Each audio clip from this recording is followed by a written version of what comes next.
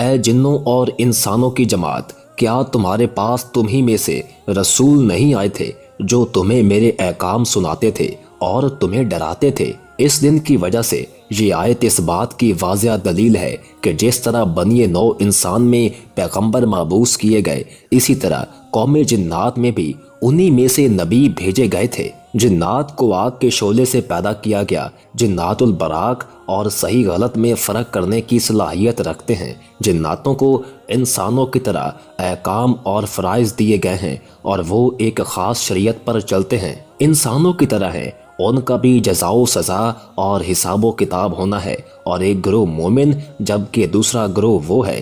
حضرت آدم علیہ السلام کی پیدائش سے 40,000 سال قبل ابو الجن اتسمو کو پیدا فرمایا گیا۔ سمون تمام جماعتوں کا پہلا، یا اللہ نے اسے آپ کے شروع سے پیدا فرمایا تھا، جبکہ کچھ علماء نے لکھا کہ سب سے پہلے جن کا نام ماریا تھا۔ جب اسے پیدا فرمایا گیا تو اللہ نے کہا، ابو الانبیاء تیری کوئی آرزو؟ اس نے کہا، میری تمنا یہ ہے کہ ہم سب کو دیکھ سکے لیکن ہمیں کوئی نہ دیکھے، اور میری نسل کے ہر جنات ہمیشہ جوان رہیں۔ اللہ نے اس کی تمنا پوری فرما دی، لہٰذا جنات ہر مخلوق کو دیکھ لیتے ہیں لیکن دوسرے لوگ انہیں نہیں دیکھ سکتے، اور جب وہ مرتے ہیں تو زمین میں غائب ہو جاتے ہیں، اور ان کا بوڑھا بھی جوان ہو کر مرتا ہے، یعنی انہیں بچوں کی طرح کم عمری میں لٹا دیا جاتا ہے۔ پھر اللہ نے اس کی بیوی مرجا کو پیدا فرمایا۔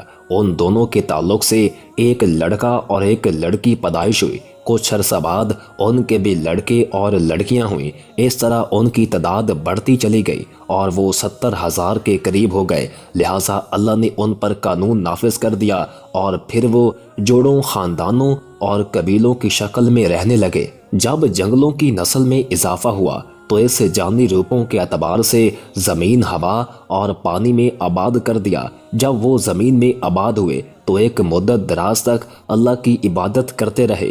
پھر وقت گزرنے کے ساتھ انہوں نے اللہ کی نافرمانی شروع کر دی اور زمین میں خون خرابہ اور فساد پھیلانے لگے۔ ان کا ایک بادشاہ تھا جس کا نام یوسف تھا۔ اللہ نے یوسف جن کو نبوت کے عہدے پر فائز کیا تاکہ قوم جنات کو ہدایت ملے۔ یہ جنوں کے قوم میں بھیجے گئے پہلے نبی تھے۔ جب انہوں نے اپنی قوم کو دعوت حق دیا تو انہیں قتل کر ڈالا، لہٰذا اللہ نے بطور سزا دوسرے آسمان کے فرشتوں کا ایک لشکر بھیجا۔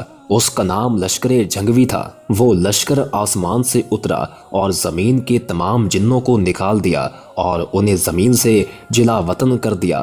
ان کو دریاؤں، جزیروں میں بھگا دیا گیا۔ اللہ نے جنات میں پہلے جن پیغمبر حضرت عمر بن عمیر جان کو جنوں کی ہدایت کے لیے بھیجا تھا۔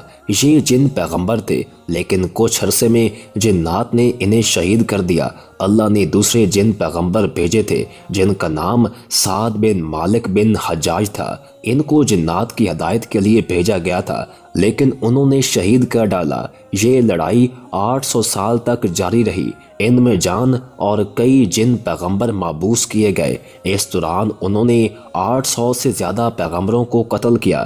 اس کے بعد اللہ نے قوم جنات پر عذاب نازل فرما دیا، اور جب ان پر قہر نازل ہوا تو زمین کا بڑا حصہ ان سے صاف کر دیا گیا۔ ان میں چند ایک آدھ درجن بچ گئے جو گاؤں، سمندروں اور پہاڑوں میں چلے گئے۔ لہٰذا جنوں پر ایک لشکر بھیجا گیا جن کا سردار عزازیل یعنی ابلیس تھا۔ انہوں نے جنوں کو روئے زمین سے بھگا دیا۔ جنات سے جنگ کے بعد عزازیل نے اللہ سے التجا کی کہ اسے زمین میں ہی رہنے دیا جائے، لہٰذا وہاں آباد ہو گیا اور اس کی نسل خوب پھلی پھولی۔ کثرت عبادت کی وجہ سے اسے ساتوں آسمان اور جنت میں بھی جانے کی اجازت مل گئی، مگر ابلیس نے روئے زمین کے جنات کو اپنے ساتھ لانا شروع کر دیا۔ جنات کے 4 قبیلوں نے ابلیس کے ہاتھوں پر بیعت کر لی۔ آزادی بھی جنات کے قبیلے سے تعلق رکھتا تھا۔ اس نے جنات کے ایک قبیلے بلوچستان کی ایک لڑکی سے شادی کی،